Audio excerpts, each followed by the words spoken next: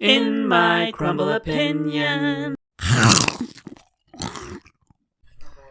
annoying. Like, we really don't need two producers. Just me.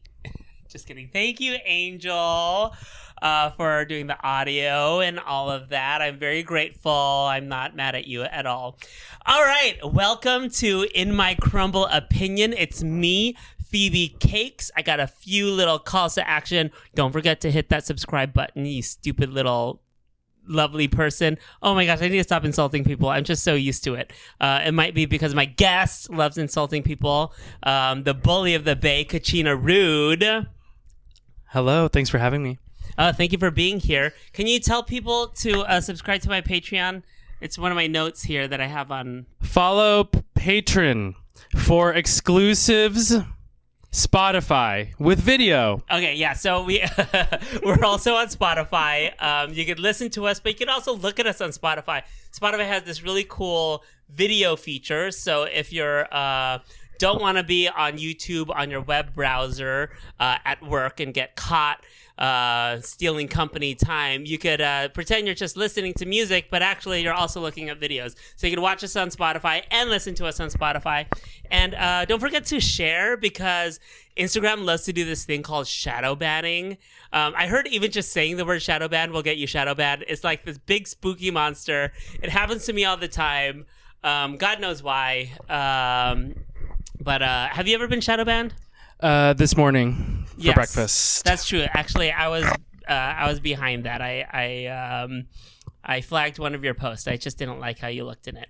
Anyways, I'm just kidding. This is Kochina Rude. How are you doing? I'm great. I'm so excited to be here. I love the show. You look great. If you didn't know, Kochina Rude let me fill in for her at Princess this past Saturday. So you had a night off. Tell me about your night off. I had the night off scheduled. We book out, far in advance, as you already know. And me and Lisa Frankenstein, my co-host, had taken the night off. And she had a wedding to go to, and I did not remember. I saw that. I wasn't invited, but go on. I wasn't either. I'm not. They don't really invite me to weddings. And by that, I mean everyone. But I couldn't remember why I took the night off, but I was like, okay, wasn't questioning it. And then, that day, I got a notification in my email reminding me of tickets to a show, like a concert that I had completely forgotten about. So did you forget because you're just not into the band, or you forgot because you're a forgetful person? I'm a forgetful person. I have ADD. I need calendars for everything. And the problem was that it was in one calendar, but not the main one that I use. Mm-hmm. So I just went to the show, and it was a lot of fun. That's it, Really. Is everything looking okay? You look concerned. Okay. So I also want to call, just be mindful and point out that we are using a handheld mic situation. We found out that this worked really well when we did our big reunion episode with the High Princess pageant contestants of this past year. We liked it so much. The episode's not out yet. It's going to come out next week. But we liked it so much, I decided, hey, we should use it for here. How does it feel? You're natural at holding the mic. I'm used to holding a microphone. Yes. Oh, well, good. You look good doing it, too. I will say, just kind of the one thing I'm picking up is when you are holding the mic in your hand and not using it, it's click clacking on your glasses and things. That's part of it. So it's sort of this is how I'm going to respond to any questions. These are actually microphones that I borrowed from the PA system at my job. So my one instruction was please don't break them. And I was of course I'm not. I'm the most careful person with our audio equipment. But here you are just banging it against her chains. What is this outfit you're wearing? Who made this chain situation? So the chain harness is actually by a local artist called Cat Butt. They make chains and leather goods. I wear a lot of leather and chains as part of my drag because it's really easy to just accessorize any look with it. I do a lot of separates. This outfit, I found every single piece of it separately. I did not buy this as one look. So the shirt, the pants, I have matching arm things.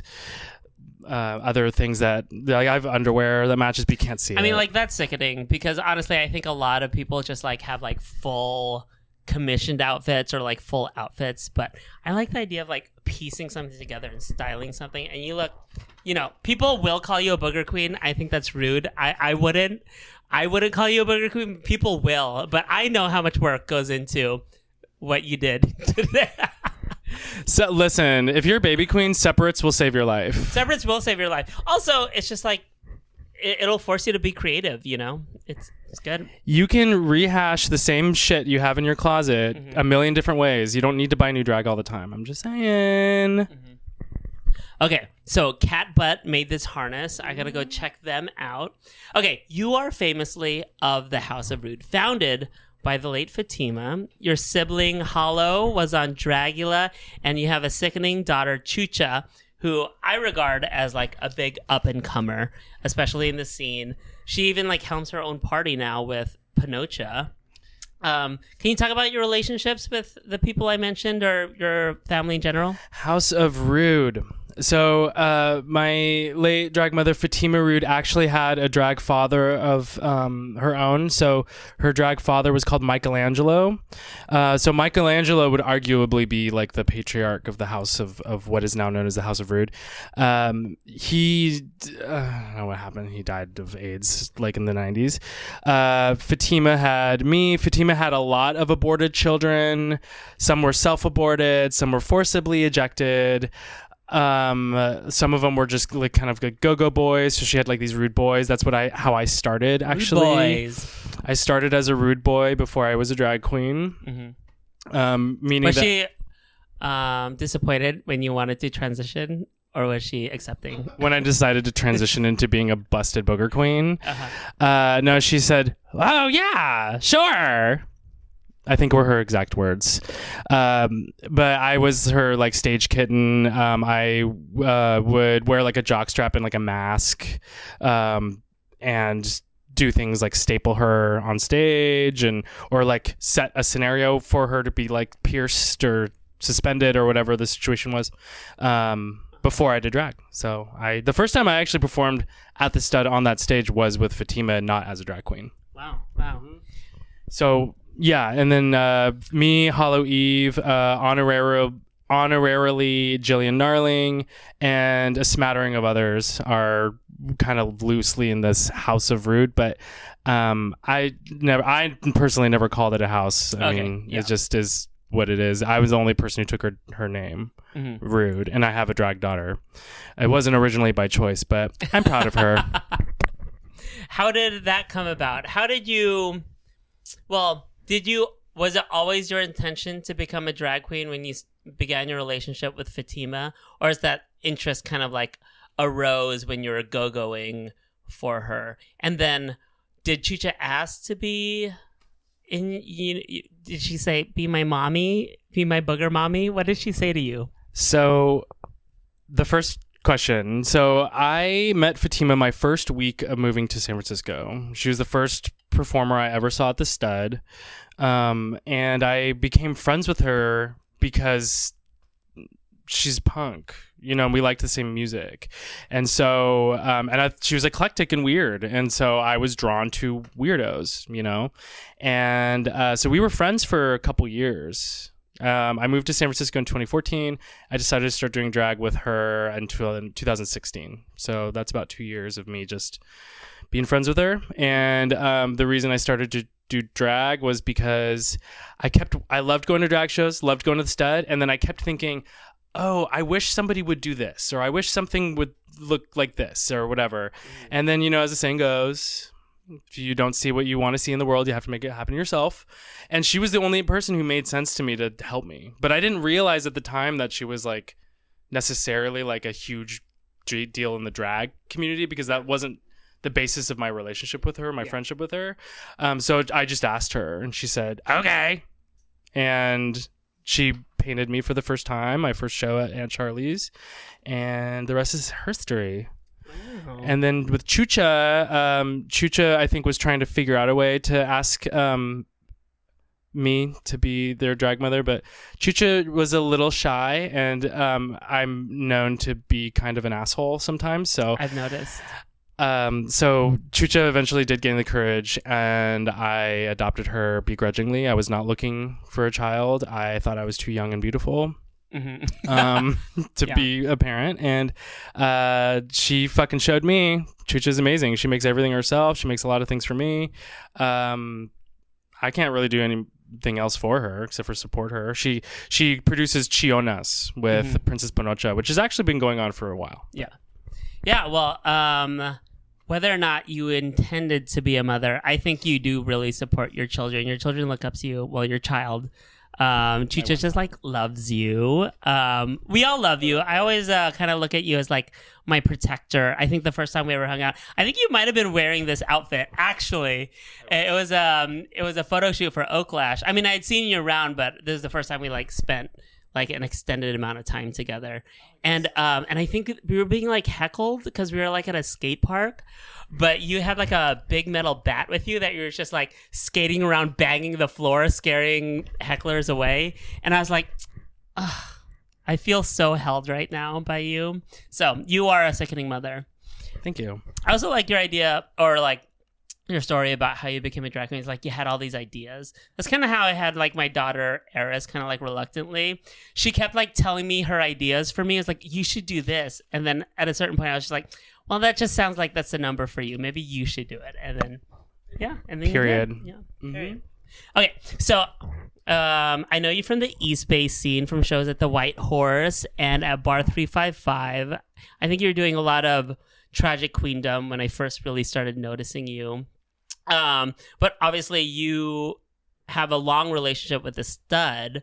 Can you talk about kind of coming up in the East Bay and San Francisco, and particularly the Stud? And then you also had a show there, Booger. Yeah, so I was performing regularly at the Stud from 2018 to the pandemic. So that like this is hot and short, like 2 years, you know, between 2018 and 2020, where me and a lot of my friends were doing shows there. So I was asked to produce a Thursday night show there. I think at the beginning, it was the beginning of 2019. And so for 1 year, me and my friend John fucking Cartwright, who's a DJ, Hottie. And a collective, a member of the co-op, we just decided to throw a party, and I wanted to call it Auga! So that's what it was. And so the theme of the party was kind of a drag for anarchists. I wanted to kind of like open up to more than just drag. I wanted to have performers who were also not necessarily drag performers, like artists, poets, actors. And the thing about the show was that each performer got up to 10 minutes to do whatever it is that they wanted. Oh, wow. And so, did I never have you for that? No, so here's the tea. I actually never went, and it's one of my biggest regrets, because you announced you were ending the show, and I was like, oh, I never got to go. But I famously work on Thursday nights, and it was on Thursday. So it's just like, I just never had the night off. So it's, unless I like intentionally like work to get that night off, like, there's so many Thursday shows I, like, hardly ever go to. Like, Awooga, I never meant to. Monster show is really hard for me to get to. And it's just like, I love these shows. I admire them from afar. I want to do them. And if I'm ever asked, I will get it off. But no, I was never asked. That's okay. I forgive you. It's been a long time. So we also only would have, like, 3 performers per show. Yeah. So it was like a short show, or like it wasn't a short show because each number was up to 10 minutes. So I wouldn't have as many performers. I didn't really get through as many people as I'd planned. But Girl Thursday night, I mean, that's a night where a bar wants a drag queen to bring in customers. Yeah. That's not like a money making evening necessarily. Yeah. So yeah, I don't know. We just kind of did whatever we wanted. It was fun. I miss the Stud. Yeah. I wish I had gone to your show. One of my biggest regrets. But I also like very much miss the Stud. How is it kind of like now being involved in Princess? Like, from the Stud, one of the smallest, quaintest, most boutique spaces with a lot of history, to Oasis, which isn't like super new, but also not like as old as the Stud. How is that transition been for you? Let me tell you, I had never performed at Oasis. Like, not a single time before the pandemic. Wow. And I was like a stud queen and I was a booger queen. And, you know, I think the only difference is I learned how to blend. And now Darcy asked... Did you learn how to blend? We'll talk about that later. Darcy asked us to do their Saturday night show, their program there, after Heklina moved away and sold her share of the business. But I'm sure we'll have that conversation. But yeah, well, we could talk about that. It's wild. It's really wild to go from being like the stud and then the pandemic to suddenly the Oasis, which is, I mean, one of the biggest drag venues in this area. Is it different for you to host to like a small group versus host to like a larger group? That's a great question. Yes, but the small groups are more fun. Yeah. Yeah. Why do you say that? I mean, I agree with you, and I think I know why, but how would you describe it? You can just really force the audience to interact with you. And that's the type of person that I am. I like forced interaction as a drag queen. So, but with big audience can be fun too. It's there's pros and cons. But at this point, it doesn't change my behavior necessarily as like an MC or as a performer, whether there are 5 people in the audience or 500. You mentioned this before. These are kind of like dumb little questions, but like, you said Fatima was punk and you love that. And I know that I've encountered multiple definitions of punk throughout my life. And I've always kind of like, just like, I can't really like describe it to someone. Can you tell me what the fuck is punk? Is Avril Lavigne punk? What's punk? What makes Fatima punk and what is punk? Just for the record, and I'm going to look at the camera when I say this, it's Avril Lavigne. Avril Lavigne is the standard. She invented punk. Everyone else can go home.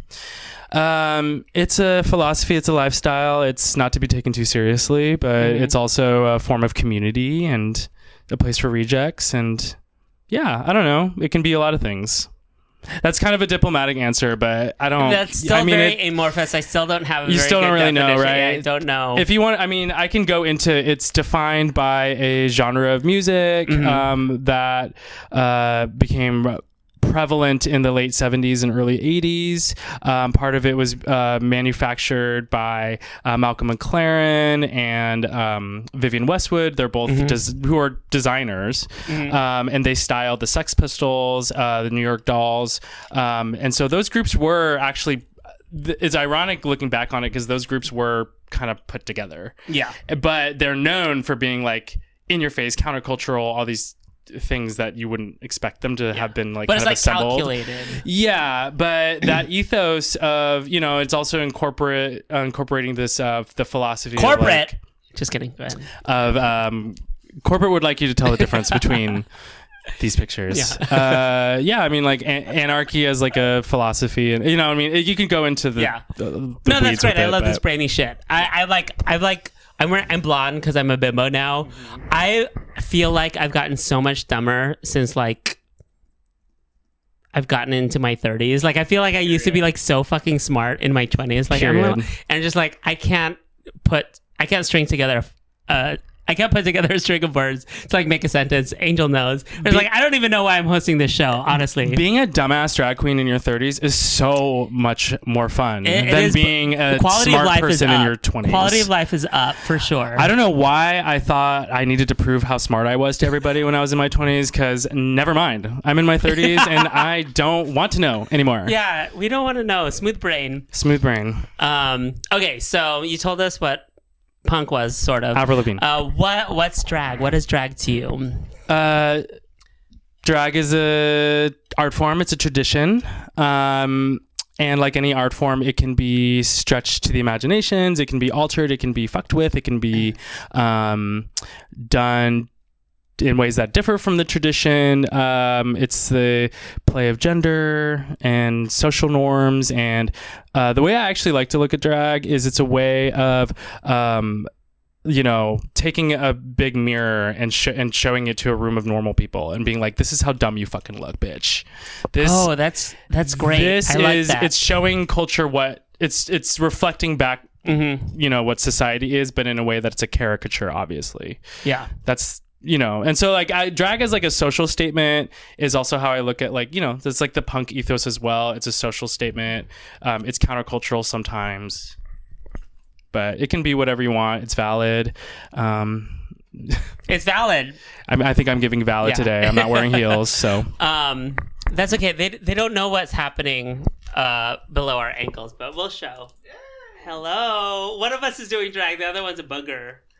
I'm just kidding. They are leather boots. Leather boots. Steel-toed. Leather boots are drag, though. Flats are drag. I feel like all the drag performers I like, respect, and love wear flats. So I actually feel like the outcast whenever I'm in heels. Wow. Persecuted minority over There's here. a lot of incredible... Well, you know what? Drag kings have a tendency to also wear flats as part of the drag, right? Yeah. But Not Mud wore heels the last time we performed together, and I wore flats. Yeah, you did. Yeah. We both served. Leave me alone. Okay, we're going to take a quick break. When we get back, we're going to talk actually more about Princess and maybe get a little deeper with this shallow, stupid bimbo. Okay, thank you so much. All right, take a quick break.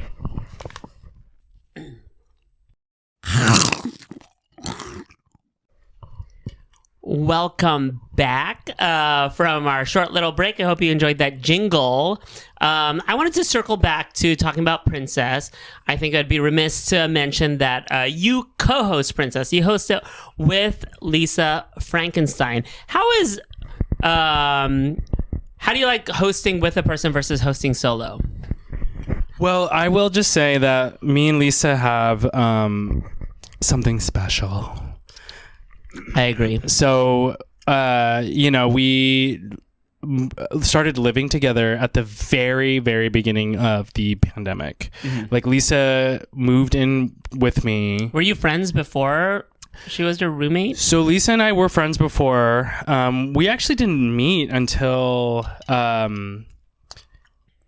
we didn't really like have a conversation or meet really until Vivi's grand opening pageant at the Stud. Okay. And Lisa, I understood to be kind of an East Bay performer, but at the time, Lisa was actually living in Suisun, which is near Vacaville, on the way to Sacramento. So are you a Bay Area native? I am. You are, and that's how you say that. Suisun? Yeah, Suisun. Yeah. I always said Seasun. I don't know. Okay. Well, that's how Lisa said it, and they lived there. Okay. But in any case, I was living in Oakland after around that time, and so Lisa would usually drive because they live so far away, and I was usually wasted by the end of every night. So Lisa would always drive me home, and so on the way home. On the way home, Lisa and I would stop and get Jack in the Box. That and was then a LaCroix burp, by the way. Oh, no, you're not drinking LaCroix. What are you drinking? I am drinking a non-alcoholic. Here, let me... We're not sponsored, so we have to blur this out. It's a non-alcoholic beer. Okay. Anyway, so Lisa and I would we would have these gigs together at the Stud, and then, or I would see them out, or I would be out, and regardless, I knew they were going across the bridge, and so we would end up hanging out usually into my house until 4 a.m. at my house eating Jack in the Box, on weekends. Oh. So it was cute, we developed a friendship, and then they were already going to move in with me April 1st, 2020. Pandemic begins March 14th, 2020. So, we were both suddenly at home stuck together forever, right? And with no definite timeline or anything. So pretty quickly, Lisa started to produce content on Twitch And that's where, all the drag performers moved to. But Twitch was also a platform for gaming, which Lisa was already also kind of into that. Yeah. So Lisa really made it happen. And I just was there. But I'm entertaining. So we started doing shows together on Twitch. And then we were asked to do Princess. And then here we are. Wow. So do you prefer hosting with a person versus being on your own? Are there benefits to like co-hosting? I will tell you I have zero preference. Okay. But if I get paid more for doing it alone, then I'll do it by myself. Yeah. Because I can do a show, I can host a show by myself. I don't, I'm on the microphone a lot, so I'm comfortable with it. It was something I was doing before the pandemic, and that's not to say Lisa can't. Lisa can also host by themselves too. I was trying to lead you to saying that co-hosting's like fucking sickening, because I do feel like it allows you to be looser, because then you're like not like the mantle of like knowing who's going up next or what's going to happen next is a little loosened because you share that burden, and then you could just like be yourself. Well, joke's on everyone because me and Lisa both forget. You are terrible. I have co-hosted with Lisa before. No one knows what's going on. Well, but still, it does feel looser though. Another thing that me and Lisa, we work really well together is because we both have raging cases of ADHD. So we both just kind of are on that like and so we both go like, we'll read 20 times what we're supposed to say, and then we go on stage and both of our brains go blank. But we're entertaining and we can chat and whatever. We joke that I mansplain over them constantly because I'm a cis man doing drag. That's true. I've seen that dynamic play out. That happened between me and Vivi. Vivi kept mansplaining over me. It was terrible. Mansplaining. Yeah. But ironically, Lisa chose Vivi and you chose me as your replacement. Is that true? Is that is what you told me? We're gonna go with that. You chose somebody else. Ew, can you imagine? Can you imagine if I said right now, you were actually my fourth choice? I would actually like totally believe it. I asked Angel Food Cakes and Aristotle and Beefcakes, but they were all busy. They're all busy. Busy being terrible. I don't have insults for my daughters.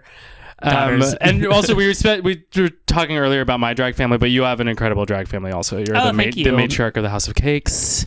It's another reason why I wanted you to to pull you into the fold to MC Princess, is because you are a house mother and you have I want you to have that platform.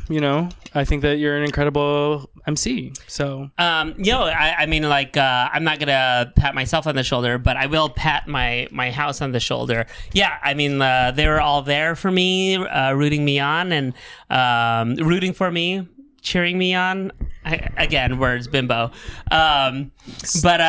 But I also got to pull them up for my cold open, which is really sweet. So I don't know. I love my family so much. Shout out to them. That's really great when you can. It's convenient to have drag daughters for that reason, right? I've never done a duet with my drag daughter. Yeah. And it's not because I wouldn't do it. It's just that I hate group numbers and I'm not a team player.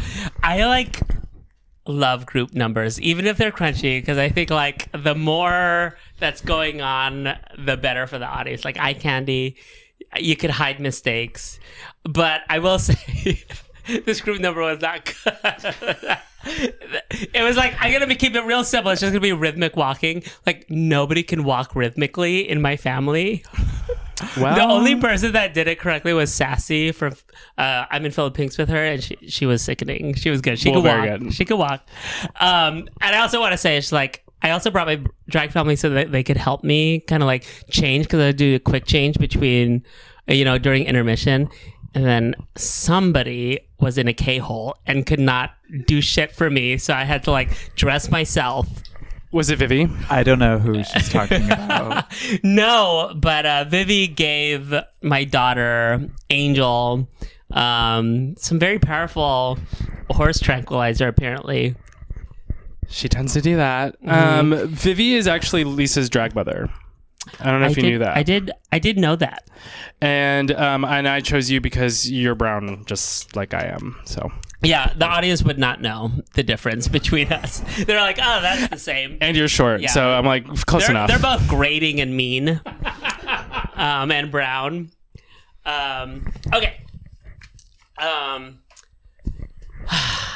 I think a lot of our viewers out here know you from Princess.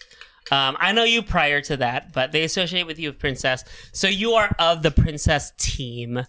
And I'm sure a lot of our viewers would like to know, how do you get booked at Princess? Like, it's one of those coveted bookings in the Bay Area because it's one of the largest shows. Sometimes you get to perform alongside a Rude girl. So it's like there's a lot of opportunity and a lot of visibility when you perform at Princess. So how do you get booked? I mean, I know my answer. It's like, be good at drag and shut the fuck up. But is there something else that people should be doing? You know, Phoebe, I think I made the right decision by having you stand in by emceeing me, because that's kind of the gist of what my response would be hypothetically. I'm not the person who does the booking. Like, for what it's worth, we are a team of people. Mm-hmm. So I'm not gonna like single anybody out for being like the person who you should DM this person, because DMs are not, girl, it's not really the way. I'm sorry, because what ends up happening is I want to say is like I agree with you. DMs are not the way. I'm sorry. Look, here's the thing. We like, Sorry. and I use the royal we or the group we. Like, we're always trying to, know who's doing what. What I am going to tell you. You're laughing. I'm laughing because I just know someone that DMs so fucking much. I'm just like, please stop it. Well, okay, I'm not going to say that that's not that hasn't worked before, No, but of it's course just it works not sometimes. like a consistent, you know what I mean? But the thing is, and I know that Tito, bless him, Tito, I'm sure has like DMs piling every single day. Yeah. That's just, can you book me? Can you book me? Mm-hmm. And that's like, it's just not like helpful. You know what I mean? And it's not viable. And well, and Tito is a very, I think, nice person when face to face. Somebody who wants to make other people feel good and accommodating, which you is said face to face. So is he not nice in other ways? No. Well, where I was going with that is that he's different from me in that way. Yeah. Because I'm not as nice as Tito is where I'm going with that. Mm-hmm. And I am not afraid to say that, look, I'm not going to tell you how to get booked, but what I will say is that what we look for performance talent.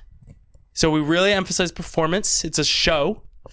I want to also just say too, because we've never made this like a statement. I'm not speaking on behalf of we are, Princess, we do this, mm-hmm. But girl, it's 2023. We're prioritizing people of color. We're prioritizing transgender folks. We're prioritizing, we want drag kings. We want drag things.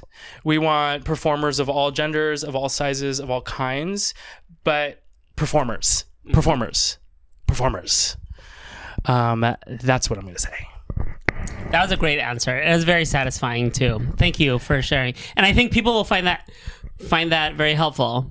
There's going to be white people transitioning to other ethnicities after watching this. Come on, Rachel Dolezal. She's headlining next week. Racial performers are going to be applied in Tito's DMs. The idea is that we would like the booking to the representation that we have at the shows to kind of speak for itself. It's not about saying that we are one thing or the other. Yeah, but it's the thing where if we want people to go to the show, feel welcome, feel safe, feel seen, and enjoy a fun time. Yeah. And that looks like having everyone there. And I think that Oasis was not necessarily a place where people felt that way before the pandemic. I'm just going to go out on a limb and say that. But I like to think that things are maybe a little different now. Maybe. I don't know. Great.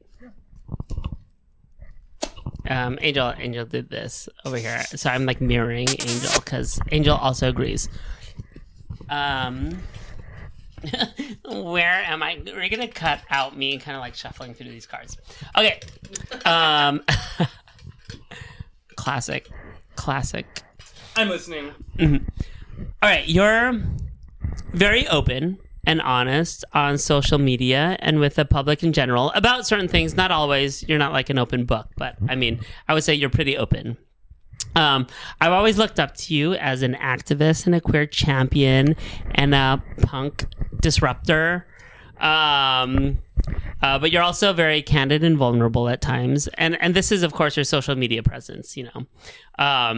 Can you talk about what it's like to be so open about grief and substance abuse and how that informs your work as a harm reduction expert or advocate and a drag performer in general? Wow. Thanks for the question. Should we define harm reduction? Please, actually, I would love that. So harm reduction Do a better job than you did with punk.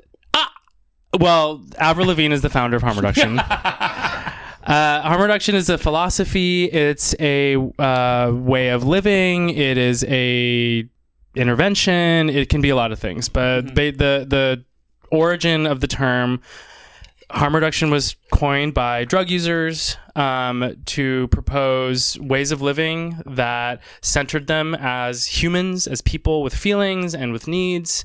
And, it's the idea that any improvement is an improvement. There doesn't need to be one path to recovery. Not everyone is interested in recovery. And this is in regards to substance use specifically. And that's kind of like what lies at kind of the core principle of it.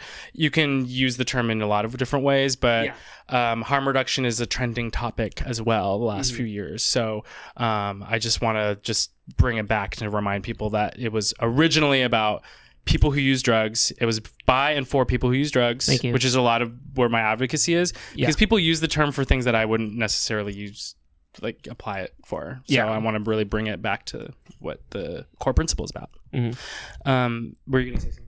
No, I'm agreeing with you, and I'm thankful that you kind of laid the groundwork so that our viewers understand and that I understand, what that term means. So and abstinence can look like harm reduction to some people, but it's just one of many options, and it's not the only option. Is basically where that it goes. But part of my tendency to be vulnerable on social media is because I feel like I have a lot to say.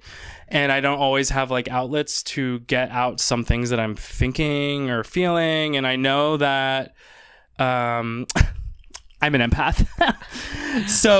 But I do I feel strongly about like how people must be feeling and reacting to things and trauma in the world. And so I try to be vulnerable and to discuss my challenges and my struggles and my, coping with things like grief and other things because I know that other people can relate. And I know that people don't always have the words to describe how they're feeling, or they're not always good at locating what their feeling even is.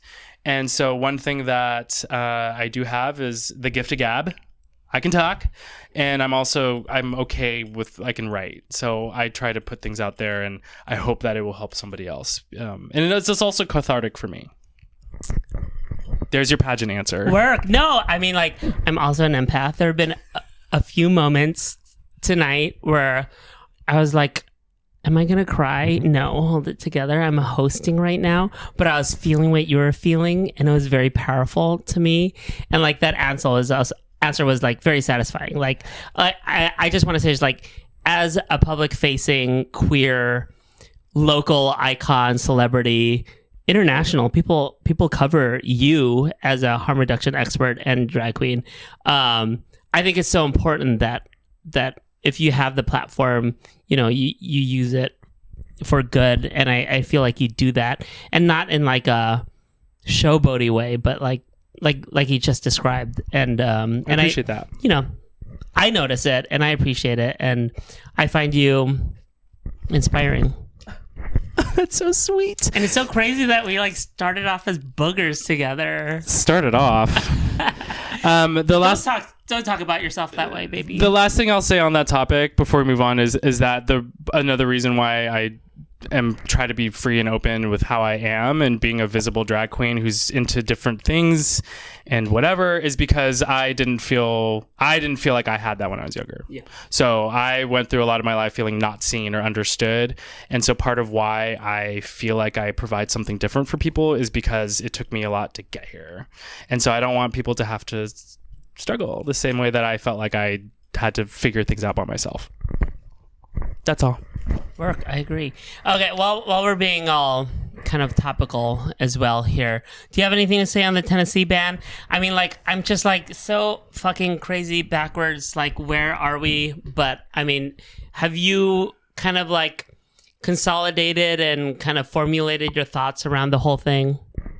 So, can I tell you something? Yeah. That is such a good question, because do you want to know what happened this morning? No. Someone from a... I mean, I do want to know what happened. I don't know what happened. I do want to know. Someone from a multi-million-dollar local nonprofit reached out to me this morning, or on behalf of that nonprofit, reached out to me this morning and asked if they could have a statement from me, or have a quick call with me to make a statement on behalf or in alignment with that organization about this exact topic, about the Tennessee drag ban. And do you want to know what I told them? I do.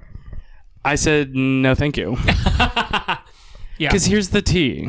I mean, this isn't really directly related to answering your question. No, but I mean, I also dodged this as a top. We'll talk about it. Go ahead. I want to hear what you have to say. The thing is that right now, what I think drag performers need, maybe in Tennessee, especially everywhere, they need allies. We need people who are in positions of power to be standing up for the freaks in the heels and dresses and wigs. Like, that's who needs to be speaking up right now. And the way that I kind of found this request to be, and the reason why I said no, is because, well, if let's say I do say something about the Tennessee drag ban, and you put it on your website of your agency or whatever, and you want to know who's going to get all of the online hatred if the right-wing nut jobs get a hold of it. It's going to be me. It's not going to be the multi-million-dollar organization. It's going to be me.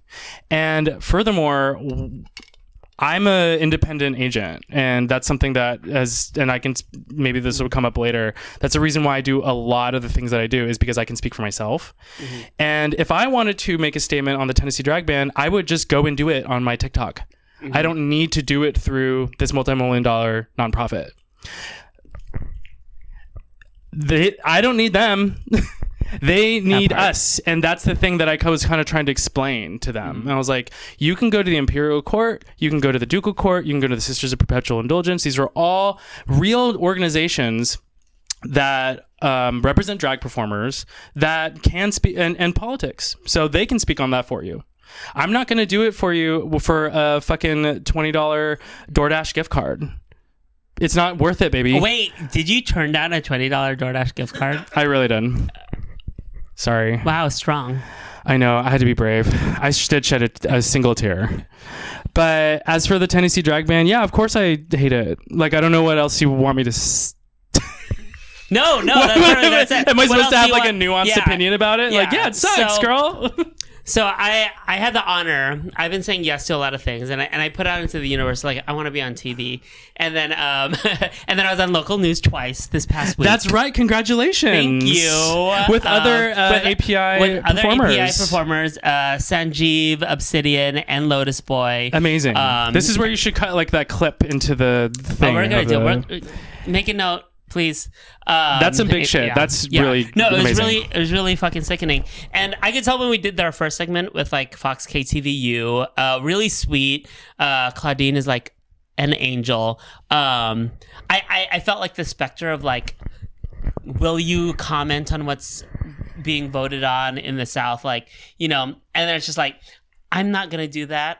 Lotus Boy, actually, he's great at speaking to issues and being quick on the mic and being intellectual and articulate about things that are happening and so Z had a great answer about that, and that was also covered again by NBC last Friday, and it is something that that's in the news cycle. It's a trending topic. It's a trending topic, but it's also like, as queer performers, as queer people, we've kind of always been in this position, like outside of what's what's in the news cycle right now. It's just like, well, yeah, it's scary and it sucks, and like, you know, people hate us, but it's like nothing's different for us, really.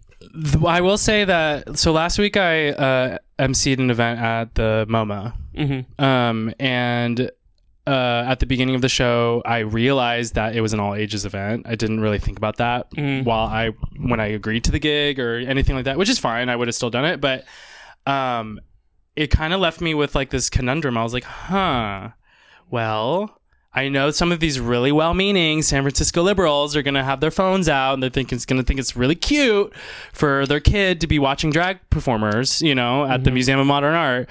And so at the very beginning of the show, before any of the performers even started, I said, I'm going to make a request, and this is on behalf of me. Please do not record your child in the same shot as any of the performers. And we do that for the safety of our performers. And that's what we're going to have to start doing now, because that's how all of this is happening. It's just all this viral nonsense and just taking a little idea of something and it becomes this huge thing. And the thing that's infuriating about it is that it's not even about that thing. You know, it's about covering up their own shit, you know? Yeah, what about all the kids who get abused in the Catholic Church? What about every groomer that's sitting in the Senate who's a fucking Republican? You know what I mean? Like, yeah. So I don't need to tell you all that, but yeah. So, I mean, these are things that we have to consider now. And even being in California doesn't necessarily make everyone safe. You know, we've had scary things happen at Drag Queen Story Hours in the Bay Area. Yeah. I mean, that's never going to be a problem for me because I'm not the type of drag queen who anybody asks to read to children at the library. So, you know, I don't really like working with kids. First of all, you need to know how to read. So, yeah. Period. Okay, we're going to take another break. Good time to take a break. And we'll be right back. Thank you.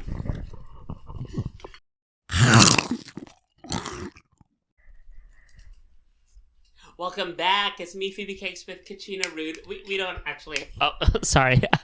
I have to hold this mic up against my face. We don't actually take commercial breaks, so I don't know why I'm saying welcome back. You didn't go anywhere. Maybe you stopped it. Maybe you walked away and you're back. So welcome back. I do wanna kind of call attention to my koozie here. It says Lollygaggers. That's the band you used to front. You have disbanded, taken a break. Are the Lollygaggers coming back? So I was the lead vocalist for a band called Lollygaggers for 6 years. It was something that ran literally parallel to my drag career. I started doing that band at almost the same time as I started doing drag. Did drag a little earlier than that, but ambitious. It was a lot. And but they were different. Like I would perform in drag sometimes, like maybe once a year, like or for an occasion, but that was not normally how we did it. Because I wanted it to be recognized on its own merit. And I wanted people to, you know, and my bandmates also didn't consent to being in a band with a drag queen. Yeah. But to answer your question, yes, we did unfortunately have to disband for a number of reasons. But fortunately, that's not because we hate each other. That's just a fun bonus. No, half of us people had to move, life changes. Yeah. All my bandmates were of a certain age. I'm not going to say. But they're older than me. And so it just, life happens and that's old. People have jobs and people have to make career changes and people have bad backs and can't drum anymore. And, you know. Wow. And also, so you're blaming it on the drummer specifically. Even though literally, and I've told them this, I thought I was going to be the person to leave the band first. Because he was like... I'm busy. I'm being a career woman, but it turns out everyone else ditched me. I was the only one left standing. Wow. Do you miss it? Sure. Yeah. I love being in a band. Yeah. If you ever have the chance, just do it. It doesn't matter how, and don't wait until you're however old. Just you do it whenever you want. If anybody wants a front woman for their band, come DM me. I'm not Tito. I like DMs. Okay, you could bother me. Do you like karaoke? I forget. You're a karaoke queen. I used to host. So pre-pandemic, I started hosting karaoke after I hosted trivia because it's just like I was already there. I already had a mic. They're and I was associated already activities. running the music, so I'm just gonna like run karaoke. So I ran karaoke at the Port Bar after trivia for like a year, and I hated it because hosting karaoke is not you singing. In my head, it was. Hosting karaoke is you playing music for other people and hearing them sing, and it's terrible. Well, the T is too that karaoke and singing are different skills. They are different skills. And I sang for a band for 6 years, and I'm a horrible karaoke singer. I mean, like... Well, I'm just a horrible... I mean, it's a punk band, so you don't really have to... Knowing how to sing is not a requirement. Well, I feel like you're underselling yourself because you want to be like cute and humble. I'm sure you're great at karaoke. People say that. Performers are like, oh, I don't know, I don't like karaoke. And they get on the mic and they're like showboats. You're one of those people, I can tell. But no, I also agree that like karaokeing and singing are different things, and I think karaoke itself is fun. I think singing is fun, and if you're a singer and you enjoy karaoke, it's like the ultimate scissor. And I think hopefully that's where I lie. Like I enjoy singing, and I think I'm pretty good at holding a tune, but I love karaoke. It's just like so fun. Anyways. But prior to that, I did karaoke like every single Monday at the Lookout. That was like my karaoke spot. Oh, at the Lookout. Yeah, KJ Paul. Period. Yeah. Anyways, whatever. So yes, I do like karaoke. Why did you ask that? Is that like, does that mean I should run? Well, you said, hey, if a band needs a front woman, I say, well, you sing. Karaoke's harder than singing in a band, I think, personally. So if you can do karaoke. That's true, because like you get to rehearse. When you're in karaoke, it's just like, I didn't work this out. And then you pick a song and you realize that it's not in your range. Yeah. Yikes. Oh, that's the worst. That's me with every song. Or like you think you know a song, and then it gets to a part of the song, you're just like, I actually don't know this. What's your like, has anybody like done the verses to Bootylicious? No, you don't know what it is. Like literally, no one knows the verses to Bootylicious. It's a mystery. Even Beyonce's like, I don't know these lyrics. She don't have to know. She doesn't. Well, do you have a favorite karaoke song? I love singing Journey because those like soaring, kind of like rock ballad vocals. I really like to sit in that pocket. I like to yell like Snacks. It's like there's yelling, there's singing, and there's something in between, and that's what me and Snacks do. Not yelling, not secret, but never mind. I fucked that up. No, you didn't. I was gonna say not singing, not yelling, but a secret third thing. My go-to karaoke song currently is 1 Week by Bare Naked Ladies. Ew, buzzworthy. I've been thinking about buzzworthy songs. Okay, so if you don't know, if you're not as old as we are and didn't have cable, MTV had this thing where they would show music videos, but they also had this thing where they would say like a music video was buzzworthy or not, like this is going to become like a big hit. Most of their buzzworthy songs, one-hit wonders. They were like very bad at predicting who was going to be like have longevity in the music game. So it's just like, but I do remember Bare Naked Ladies, that 1 Week being a buzzworthy song. The song holds up. Period. I don't know. That was a tangent. Okay. All right. So this is the part of the video where we're going to talk about Drag Race, our favorite topic in the whole wide world. This is why we started drag, because we love Drag Race so much, and RuPaul is a goddess. So this last episode, did you watch it? Yes. It was an interview episode. Ooh, very meta. Called 50/50, based on 2020. The Barbara Walters, silly wabbit. I can't do it. Can you do it? You know, she was a silly rabbit. You gonna do it? Yeah, do it. Can you do it? The Barbara Walters? Yeah, do the Barbara Walters. Yeah. His what? Silly rabbit. Is that what he calls you? No. Okay. Right. We tried. So it was like was Barbara Walters 2020? Yes, I am. Yeah, it was Barbara Walters. Okay. Who would you have liked to interview out of the people that were subject to the interview for that? That episode? I don't think I knew who any of them were except for Charo. Oh wait, I knew Frankie Grande was. Oh, I guess Frankie Grande, Charo, and Connie Love. Love Connie. Love Connie. So I think I could I think out of the three, I would prefer Love Connie. Why? Because she just seemed like to be a whack job as part of a bit, whereas Charo and Frankie Grande seem to just be themselves, and I just feel like I think I could handle all of it. I think they're all kind of like bits. You think they're all kind of bits? I'm not saying anything bad about. They're not the same. I have friends who are mutual friends with Frankie Grande. Like, I'm not saying anything negative about Frankie Grande, but why not? No one's watching this show. Only like 100 people that specifically live in the Bay Area. It's not going to get back to Frankie Grande. I'm gonna tell you what you're going to say about Frankie Grande. Oh, I would not prefer to interview, man. That's the meanest thing you could say about anybody. I would prefer to interview someone who's not a cis man, probably. Yeah. But yeah, I don't know. Watching it was kind of fun because you get to see people do something that you think that they're good at, or that you would assume. I would assume that a lot of these drag queens would be good at that.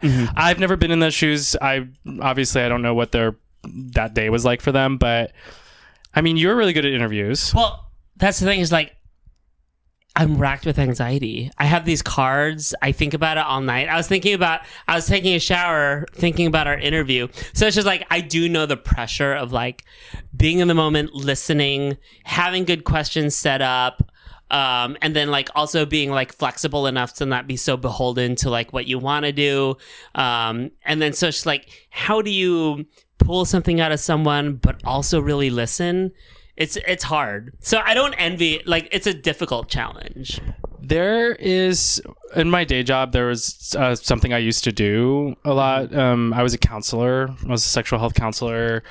I ran like a sexual health testing programs, HIV programs, and so part of it was this thing that they call motivational interviewing. So it's about trying to have a conversation with somebody that is about their health and about things that are maybe touchy subjects or things that they don't want to talk about, really, like their sex life or things that they maybe feel guilty about or shame about. And so it's a way of like having a discussion. It's a counseling session, but it's designed to pull out information that you need for disease investigation purposes. Gotcha. And you do that by making somebody feel comfortable. You make them feel heard or seen or understood. You make sure that your language is consistent with theirs. And I think actually the tip that they gave to Selena's titties, which may have all been edited, probably was. But I would say that that's true in that like it is 2/3 of it is listening. Yeah. And then finding the right moment to either interject or steer course or ask a follow-up question. Yeah. What I noticed that like some of the queens did not a great job listening. And then I could tell some of the queens like really wanted to lead. You know, they really wanted to like steer it a different direction. So when it wasn't going their way or like they weren't flexible. And that's why I love that Sasha won. Because she really did kind of like indicate that she was being loose. So like we were at ease about it. But also she was loose. She was like, I wanted to do these things, but it's not working and I'm gonna like let it happen. And then you could tell when queens were just like, that's the thing that people don't I feel like realize, and this happens with people who are not used to holding the microphone. Like you and I are used to holding the microphone. But I feel like drag queens especially who get really anxious about what they're supposed to say and how they're supposed to talk to people, like half of those queens, if they had just said, like, I'm thinking about that moment where Marcia was maybe not understanding Charo, like, you know, like in that, according to the edited reality show that we all watched. And, you know, like it would have been such a game-changing moment for her and probably would have changed that interview around for her if she had literally said, girl, I don't know what the fuck you're saying. Like, exactly. And then just like own if you're making a mistake or if something's not going your way, like literally just say that, girl. What's the worst that's going to happen? You're going to make somebody laugh. Yeah. You already look like an idiot. We're all drag queens. Hello. Yeah. We're gonna take a short break because the camera is blinking at me. I think my camera is overheating. You know, go subscribe to my Patreon so I can get a new fucking camera that doesn't overheat. But we'll be right back. We're gonna continue Drag Race discussion when we get back.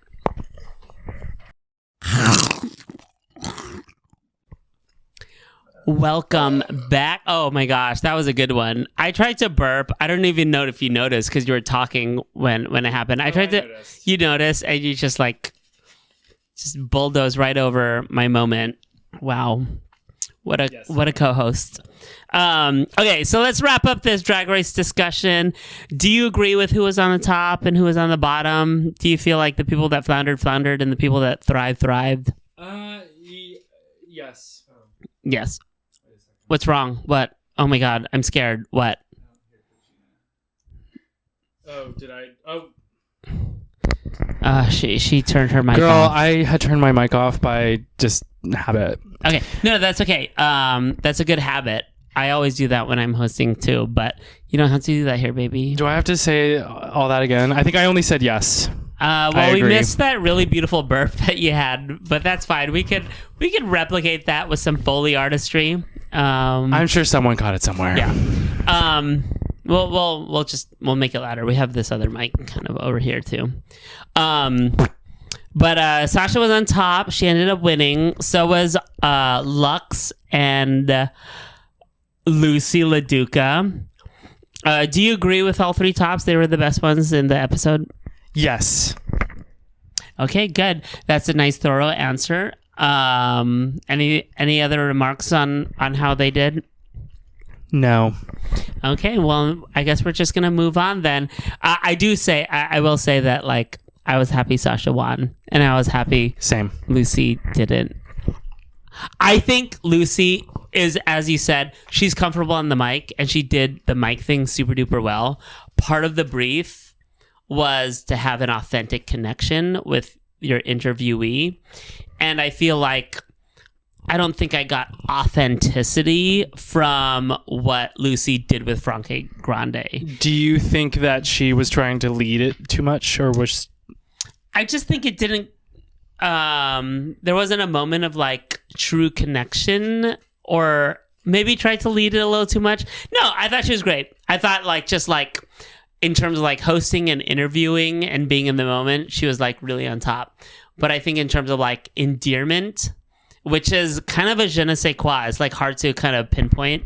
How do you qualify that? Right. Well, for me, the moment, Sasha was just it was just it was so real and so in the moment. And also you could kind of sense Sasha's regard for Charo the whole time. That really kind of endeared me to both Charo and Sasha.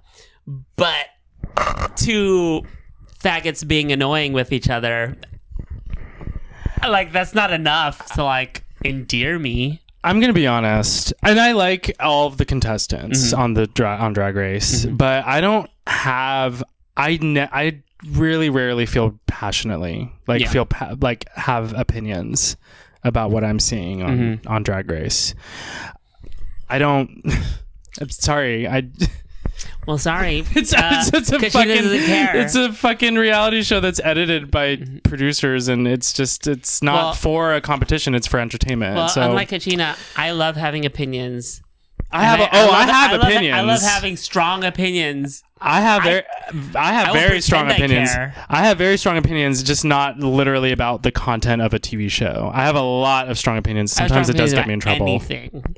I'm very opinionated on Twitter. I'll have an opinion about it. I was yelling at you today. I yelled at you, and she was tone policing me. It's why are you angry? I was I'm not angry. Not the microaggression. I'm just talking. Do you perceive me as angry because I'm brown, Angel? Okay. Well, we don't need to relitigate that. We actually already moved past that. Ooh, nice word, relitigate. Yeah. Runaways, did you like them? I don't have really good questions for these. No, sure, I did like them. Who's your favorite? Who was your favorite? Listen, I don't fucking remember. I don't really. It was the Beyonce one. The theme was Beyonce. The best one was Aura, and she wasn't even on the show. Oh, period. Yeah. Yeah, she's fabulous. Yeah. All right, moving on. Beautiful gowns. Okay. Well, if you were on the Night of Thousand Beyonce's runway, what would you wear? This bitch doesn't know Beyonce. Stop! Don't do this No, to her. I have an answer. Actually, You do have an answer because I Oh! knew you were gonna ask. Because I knew that this was the. I had to listen. I don't know. I'm not a Beyonce listener. I know this is gonna cancel me, but I had to do some research because I was like, I don't know really what, so I have to be prepared. And I would absolutely wear that like Kids Choice Awards outfit that she wore. That's like totally like meme, like it's like a meme of how like god awful it was. Like it was just styled horribly. She's like wearing like a corset that's like brown or something, and then she's wearing it with like a satin pink long skirt, and I think she might have had bangs. Like it was like such a horrendous She look. didn't have a whole bang moment. So that was like, I mean, that's like what people meme now is that look that she did as like the one time she didn't look good or something. And so I would absolutely recreate that. Yeah. And I think that the judges would have appreciated that too. I would have like tried to tried to like rework it to make it look like a real look, but it would still be paying homage to this thing that was not flattering. Yeah. I probably would have done, thank you for asking, I probably would have done her Crazy in Love music video look, because it's literally just like denim Daisy Dukes and a, we don't say wife beater anymore. What is the term we say? Wife lover. Wife lover? No, you... Tank top. Spouse Tank- batterer. No, oh my gosh, don't do that. So that's Okay, what you yeah. would have worn? Yeah, it was just like a white tank top, but like made it drag in some way. You know, I don't exactly know what it would have been. You know, I was going to say, Phoebe, that drag it sounds kind of like a cop-out to me. Okay, well, we're moving away now from RuPaul's Drag Race. We do love the show. We do enjoy it and love RuPaul. Okay, just a few more questions. Tell us about your playlist project, Bad Vibes. I haven't seen them in a while. Did you stop? I stopped, yeah. Why? So I was doing a Spotify playlist series like whenever I wanted. This is during the pandemic. I was kind of unemployed. And so I was just like using... Oh, no, I'm sorry. This was the first year of Princess. This is like when things had already reopened. So this was like 2021, 2022, earlier 2022. And so I was doing these playlists on Spotify, and they were just like 45-minute playlists of like songs that I like. And I put them together in really like ADHD format, like things that would not necessarily be on a playlist together. But I actually did put intention into the order of the tracks. They were supposed to be listened to in order. I called it Bad Vibes because why not? And it was chaotic, and it was an excuse to use some of the photos from Princess and stuff too that I made graphics for, but I got too busy, and then there was a moment where Spotify was like getting canceled for something, so everyone was pretending that they were deleting their Spotify subscriptions. So. But then they didn't. And then they went to happens. Facebook, who's like owned by a billionaire named Mark Zuckerberg, who you do really think he's better, girl. Yeah. So anyways. Would you make a Bad Vibes playlist and make it private and only share it to people that subscribe to my Patreon? I'd make one. Yeah, just one. Okay. That'd be great. Yeah. I would love that. Okay, so subscribe to my Patreon and you'll get a special Bad Vibes playlist with a shit ton of Avril Lavigne, the Queen of Punk. The reason why I did the playlist series as well is because I felt like I wanted to put my music tastes out there. I don't really listen to pop music that much, and as a drag queen, that's like not not to be that person. I'm different, but like there's a lot of good stuff out there, and I listen to like eclectic variety of music. So I wanted to just introduce something to the world that maybe somebody would listen to it and like what they heard. So that's what I'll do for your podcast. I love that. Yeah. I would love that. I also enjoyed your Bad Vibes. Yeah. I'm notoriously bad at like finding new music. I just listen to the same things over and over again, and it's basically like Jessie Ware and Art Pop by Lady Gaga. Hey, no shade. That's which is great selections. I don't blame you. Okay, before we wrap up, is there anything you want to plug? What's happening next for you? Come to Princess on Saturday nights at the Oasis, San Francisco. What's the theme? Who's there? What's the theme? Next week is Sasha Velour is this weekend. Sasha Velour. And then the following week is Marsha. Thank you. And then the week after that is a Miley Cyrus tribute. I'm not going to be there for this weekend, Sasha Velour, or for Miley Cyrus, but go anyway. Oh, what are you doing instead? I'm going to go see AFI in LA. That's super cool. This weekend, I'm also doing a road trip. I'm going to Washington State. So I'm going to miss Sasha Velour too. But why are you going to Washington, girl? Are you from there? What's happening? I want to visit my brother. He's like he like lives up there now, and my cousin also lives there. And then also my partner, his family owns a condo in Washington. And I planned this trip a while ago, but now there's like this atmospheric river. So it's gonna be rainy, but I also feel like that's part of the vibes. Oh no, water vibes. Yeah, exactly. Yeah. So we'll listen to your playlist on the way up. Follow me on Kochina Rude on Instagram, Twitter if you dare, and I have a TikTok account. Technically, I don't really post to it though, and TikToks take a lot of work. It's a lot of work, and you know what? I'm fine with it being for the Gen Z. It's fine. I don't need to have it. I'm trying so hard every time Angel puts one together. I'm like, wow, that was a lot of work for you. Thank you. I've tried to do TikToks on my own. And I'm just like, oh my god, this editing, this like trending sounds. Like, who knows? The other thing I'll say too, just to this isn't like an event or anything, but if you're interested in learning about the work that I do, it's been my harm reduction project that I founded at Princess. Has been featured in LA Times, in the 48 Hills, the local news. The Wall Street Journal, and other places like KTVU, like the local, the local like CBS News. Because I'm a drag queen slinging Narcan to people, and so you can find me quoted on those news sources, and just Google me. Can you give us the quick Narcan speech, like your quickest version? Sure. Just for the kids at home. This is a nasal spray. It's called Narcan. This is the brand name. The drug is called naloxone. Naloxone is a opioid antagonist. That means that it shuts off opioids in your brain from entering your pleasure receptors. This is what causes an overdose. So an overdose is when somebody imbibes too much of an opioid. One example of an opioid is fentanyl. Fentanyl is an opioid. Heroin is also an opioid. Morphine. There's many different types, but fentanyl is a hot topic because it's been making its way into the greater drug supply. The reason is not necessarily because evil drug dealers are putting fentanyl in things. It's because there's no safe supply in this country because of the war on drugs, and we criminalize drugs and drug users. That's the reason. So we need safe supply. We need to legalize drugs or decriminalize them, and the people who get criminalized. So anyways, to reverse an overdose, what you want to look out for? You want to look out for somebody who's not breathing. What this looks like is their skin tone will either turn sheet white or an ashy gray. If they're darker skin, ashy gray. If they're like a lighter skin person like myself, it'd be like white face.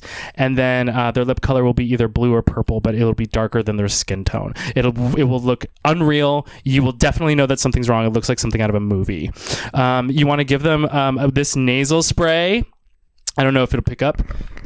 But you'll give them this nasal spray. One dose takes 2 to 5 minutes to work. 2 to 5 minutes is a long time when someone's not breathing. So what you want to do in the meantime is you want to give them rescue breaths, lay them flat on their back, pick up their chin, pinch their nostrils, and do one regular sized breath every 5 seconds. In the meantime, hopefully you have a friend or someone else with a cell phone who can call 911. There's a Good Samaritan law in the state of California, as there are in most states in this country, where if you are under the influence yourself, if you are using drugs or if you're doing something otherwise illegal, you cannot get arrested for that if you are acting in good faith to save someone's life. So don't let that be a deterrent. The person will wake up and they'll live to party another day.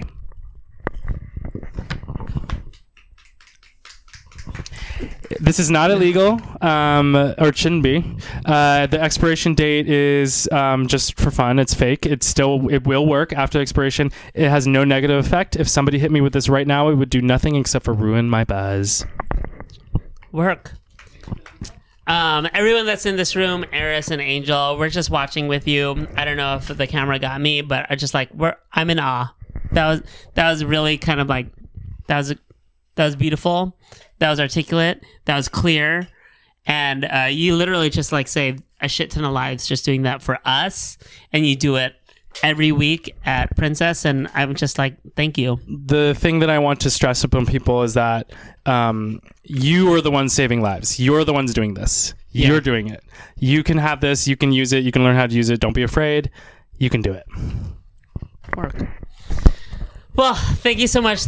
It was like really a pleasure to have this local hero and icon and gatekeeper and bully and booger, Kochina Rude here. I do want to shout out by name my tier cake patrons, Kai B. Michaels, Chris Hendricks, and Butter Mamon. Thank you so much for subscribing to my Patreon. And then, tune in next week for something very special. We have that reunion episode that I talked about. I am going to be taking a break, so we're going to be working hard getting that video out to y'all, me and Angel. And you can catch me live on the 18th at Cake Hole. Actually won't be in drag, but I'll be running a show that I host with Kai B. Michaels, one of my patrons. And then on the 21st, I'm going to be at Port Bar, and I have Obsidian and Bonita Rose. They're going to give you some really fucking beautiful, holistic, just future of drag shit while I kind of yell questions into the mic. So you can catch me there. Thank you so much. One more burp. I can't fake burp.